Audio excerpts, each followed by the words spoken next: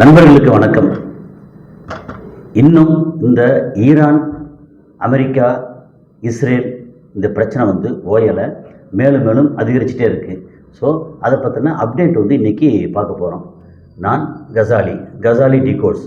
இது உள்ளூர் அரசியல், உலக செய்திகள், சினிமா, சமுதாய கருத்துக்கள் அனைத்தையும் விருப்பு இல்லாமல், சார்பு இல்லாமல் தரவுகளோடு கொடுக்கக்கூடிய ஒரு சேனல்.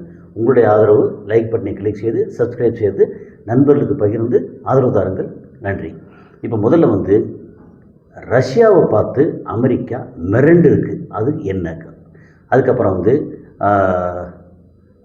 இஸ்ரேல் கிட்டத்தட்ட அனாதையாயிருச்சு. அப்புறம் ரொம்ப முக்கியமாக துபாயோட எதிர்காலம் என்ன ஆக போகுது. அப்புறம் ட்ரம்ப்போட தலையில் ஓங்கி ஒரு கொட்டு அந்த கோர்ட்டு கொட்டியிருக்கு. இந்த மாதிரி சில விஷயங்கள் பார்க்க போகிறோம். நம்பர் 1 ரஷ்யாவை பார்த்து அமெரிக்கா மிரண்டுருச்சுங்கிறதுக்கு முக்கியமான ஒரு விஷயம் என்னென்னா, கியூபா. அது ஒரு சின்ன குட்டி நாடு, அமெரிக்காவில் ஓரத்தில் இருக்குது. அது எப்போவுமே அது கம்யூனிசம் சித்தாந்தம் உடையது, அமெரிக்காவுக்கு ஆகாது. ஓகே. அப்போது கியூபாவுக்கு போகக்கூடிய எண்ணெய் அது வெனிசுலாவிலேருந்து போகும். அதை டோட்டலாக கட் பண்ணி 3 மாதம் கட் பண்ணியாச்சா. கியூபாவில் பயங்கர பிரச்சனை, எண்ணெய் பிரச்சனை இருக்குது. அப்போ என்ன பண்ணுறாங்க, ரஷ்யா அவங்களுடைய எண்ணெய் கப்பலை கொண்டு கியூபா கொண்டு போகிறாங்க. அப்போது அமெரிக்கா நினச்சா அந்த கப்பலை தகர்த்திருக்கலாம்.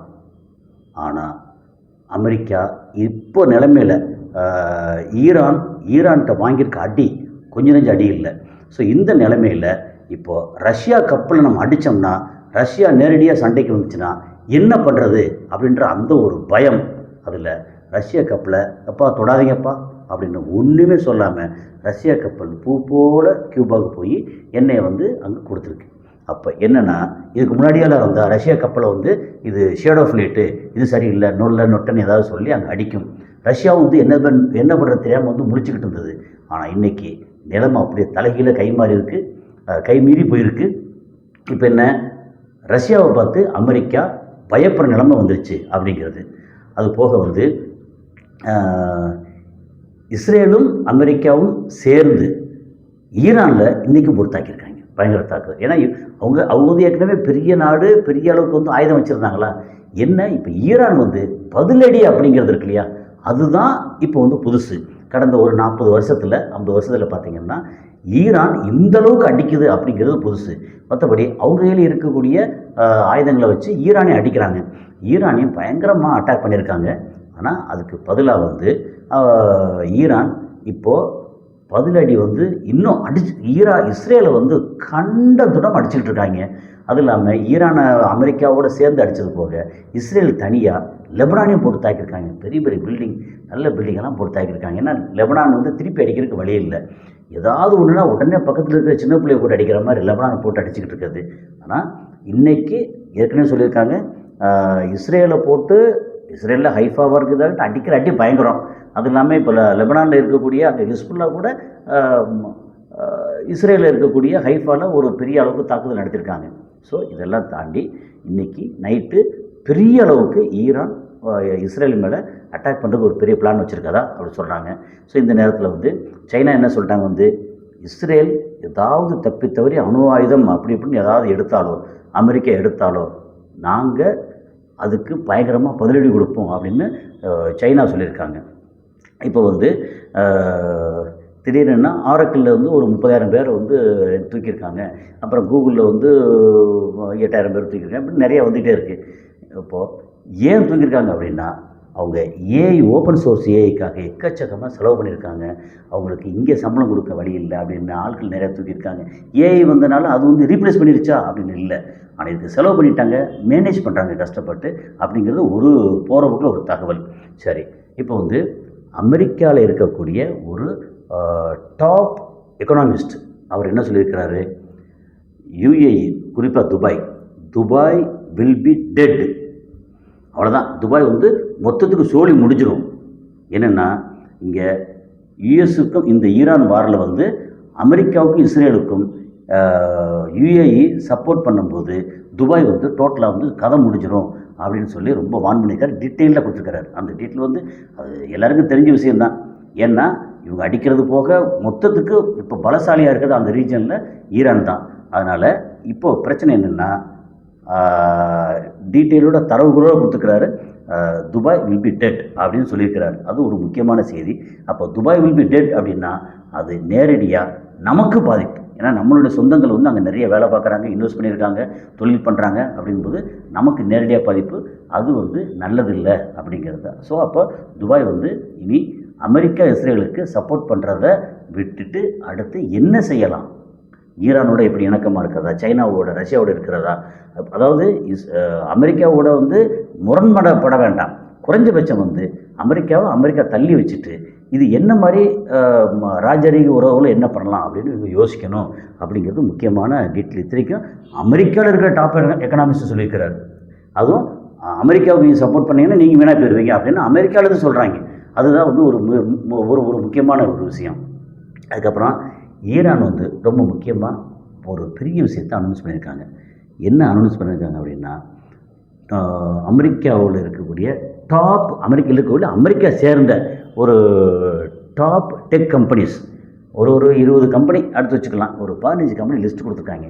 இந்த கம்பெனி எல்லாத்தையும் இன்றைக்கி ஏப்ரல் 1 நைட் 8 மணி ஈரான் டைம் அதிலிருந்து ஒன்றா அடிக்க போகிறோம். அது துபாயில் இருக்கட்டும், பஹ்ரைனில் இருக்கட்டும், குவைத்தில் இருக்கட்டும், இஸ்ரேலில் இருக்கட்டும், ஜோர்டானில் இருக்கட்டும், எங்கே இருந்தாலும் அந்தந்த கம்பெனியெல்லாம் தேடி அடிக்க போகிறோம் அப்படின்னு. என்னென்னா இந்த கம்பெனிகள் இருக்கிறது தான், இவங்க தான் அவங்களுடைய ஏஐ டெக்னாலஜி மூலமாகவும் உளவு மூலமாகவும் எங்களோட இருப்பிடத்தை, எங்களோட தலைவர்கள் எல்லாத்தையும் காட்டி கொடுத்து எல்லாத்தையும் அடிக்க வச்சது காரணம் இந்த டெக் கம்பெனிஸ். அத்தனை டெக் கம்பெனியும் அடிக்க போகிறோம். அந்த டெக் கம்பெனியோட பேர் வந்து எல்லாருக்கும் தெரிஞ்ச பேர் தான். ஒன்று சிஸ்கோ, இன்னொன்று ஹெச்பினா நமக்கு எல்லாம் தெரியும், பிரிண்டர்லேருந்து எல்லாம் தெரியும். ஹெச்பி, ஹியூலெட் பெக்கார்ட். அப்புறம் வந்து இன்டெல் இல்லாத கம்ப்யூட்டரே கிடையாது. அப்புறம் வந்து ஆரக்கிள், அதே மாதிரி மைக்ரோசாஃப்ட்.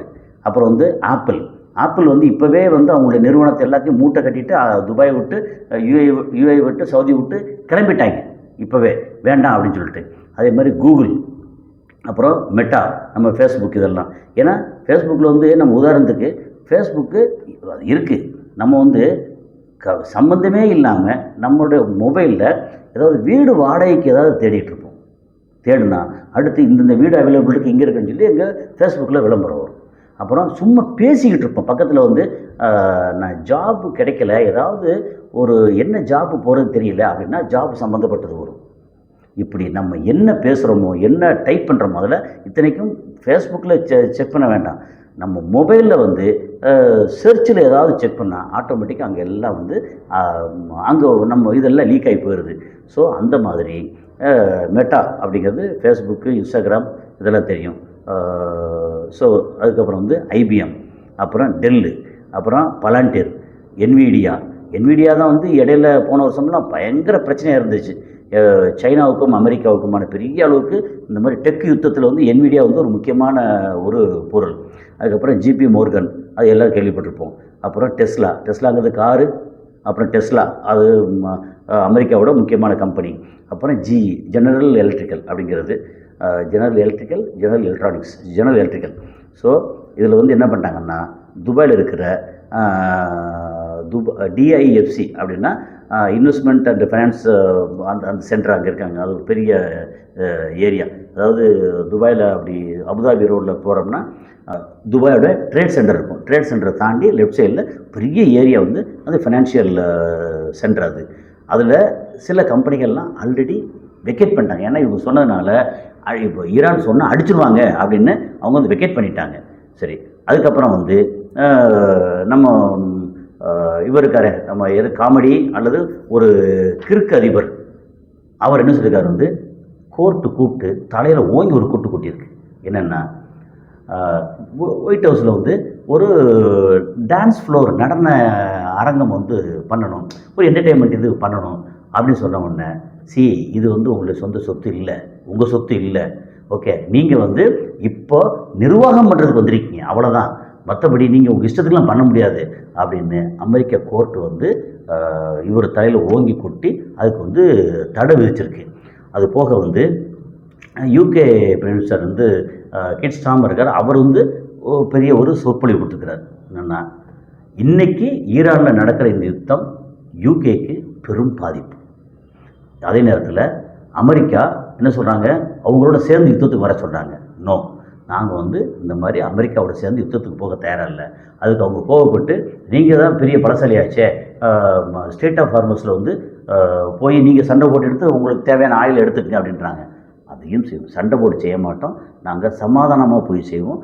நமக்கு பெரிய இழப்பு, ஆனாலும் யூகே மக்கள் பி அஷ்யூர்டு அப்படி சொல்லி உங்களுக்கு விலைவாசி பிரச்சனை, பணவீக்கம் இதெல்லாம் இல்லாமல் நாங்கள் பார்த்து செய்கிறோம். நாங்கள் எங்கே சமாதானமாக பேசணும், எங்கே போகணுமோ அதுக்கு நான் கரெக்டாக பண்ணுவோம், நீங்கள் கவலைப்படாதீங்க அப்படின்னு சொல்லி ரொம்ப இதாக சொல்லியிருக்கிறார். ஓவராலாக பார்த்திங்கன்னா இன்றைக்கி நைட்டு ஈரான் என்னவோ பண்ண போகிறாங்க பெருசாக. நம்பர் 2 துபாய், சவுதி அரேபியா அப்படின்னு நம்ம சொந்தங்கள் இருக்கிற இடத்துல பயங்கரமாக சொல்லியிருக்காங்க எல்லாத்தையும் எவாக்குவேட் பண்ணணும். ஏன்னா இந்த மாதிரி டெக் கம்பெனியில் நம்ம மக்கள் நிறைய வேலை பார்க்குறாங்க. ஏன்னா அமெரிக்காவில் போனாலும் நம்ம தமிழர்கள் நிறைய இருக்காங்க, நீங்கள் பெங்களூர் போனாலும் நம்ம தமிழர் இருக்காங்க, தமிழ்நாட்டிலும் நிறையா இருக்காங்க. ஸோ இந்த மாதிரி இன்ஜினியரிங் படிச்சுட்டு இதை டெக்னிக்கலாக நிறையா படிச்சுட்டு அங்கே நல்ல சம்பளத்தில் நல்ல பொசிஷனில் வேலை பார்க்குற ஆட்கள் நிறையா இருக்காங்களா. ஸோ அவங்களுக்கு ஏன்னா திடீர்னு அந்த இடத்த பூரா அடிக்கிறாங்கன்னா, அங்கே சப்போஸ் வேலை பார்த்துக்கிட்டு இருந்தாலும் 24 hours வேலை அப்படி வேலை பார்த்துக்கிட்டு இருந்தாலும் என்ன ஆகும், அந்த அங்கேருந்து தேடி வர்ற குண்டுக்கு தெரியுமா இவர் பாவம் அப்பாவி ஊழியர், இவர் தான் மோசம் அப்படின்னு குண்டுக்கு எதாவது தெரியுமா? அதுக்கு இனம், மதம், மொழி, வயசு, பேதம் எதுவும் கிடையாது. வந்தால் அடித்தா அடிக்கும், அவ்வளோதான். ஸோ அந்த இடத்துல நம்ம சொந்தங்கள் அங்கே இல்லாத அளவுக்கு கொஞ்சம் பார்த்துக்கறணும் அப்படிங்கிறது தான். ஸோ இன்றைக்கி இதுதான் இப்போதைக்கு அப்டேட்டு. எப்படி பார்த்தாலும் அமெரிக்காவுக்கும் இஸ்ரேலுக்குமே தகராறு ஆரம்பிச்சிருச்சு அப்படின்னு சொல்லலாம். ஸோ அடுத்து என்ன நடக்குது அப்படிங்கிறத அடுத்த காணொலியில் சந்திப்போம். நன்றி.